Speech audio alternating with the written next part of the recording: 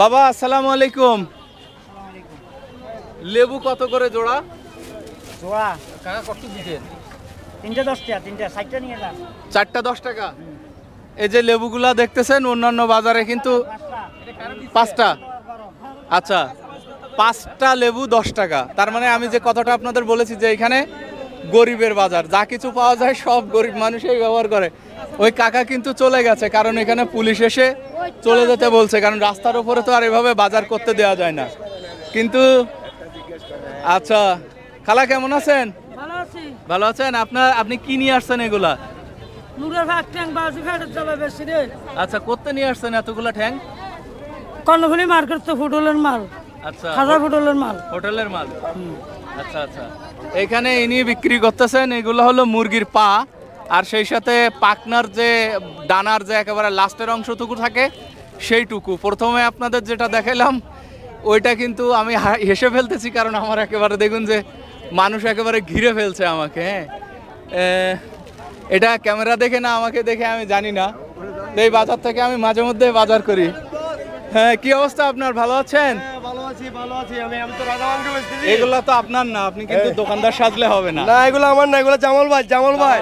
আচ্ছা আপনার নাম জামাল না? হ্যাঁ, জামাল। এই জামাল আঙ্কেলের আর কি এগুলো। ক্লাবের মালিক। আচ্ছা এই আপনার ছাগলের মাংসগুলো 1 কেজি কত রান্না করেন? রান্না করে আমার ঠিয়া নিয়েছি। না এইখানে বাটিতে যে রাখছেন এটা কত বলছিলেন? এটা 280 টাকা।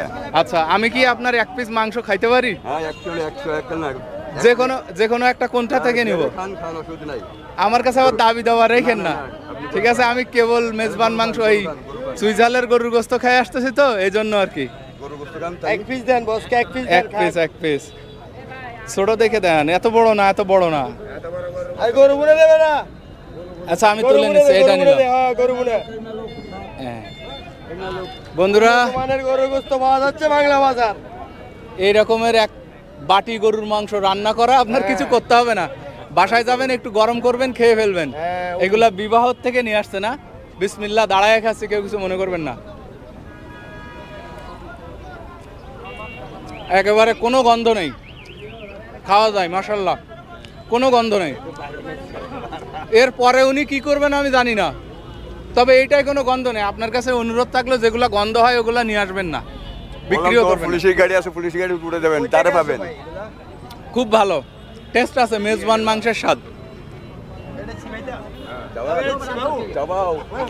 মামু আমি একটা ভাও খাইছি, আপনি আর একটা খাবেন? একটা খাই। এই এটা চিবাই।